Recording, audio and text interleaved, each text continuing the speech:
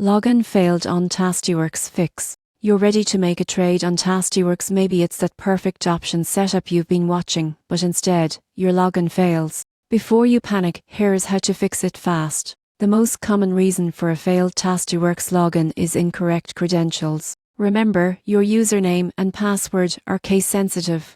If you've changed your password recently, make sure your browser or password manager isn't still auto-filling the old one. Type both manually and double-check there are no extra spaces at the end. If that doesn't work, click Forgot Password and follow the reset instructions. Tastyworks will send you a recovery link. Make sure it comes from a verified tastytrade.com domain and check your spam folder just in case. Now, if your credentials are correct, but the login still fails, it could be a security measure. Tastyworks automatically blocks access after several failed attempts. Wait 10 to 15 minutes before trying again, or contact support if you suspect your account was locked for security reasons. Browser issues are another common culprit. Hashed data or cookies can interfere with session tokens. Clear your browser cache, or better yet, try logging in through a private window.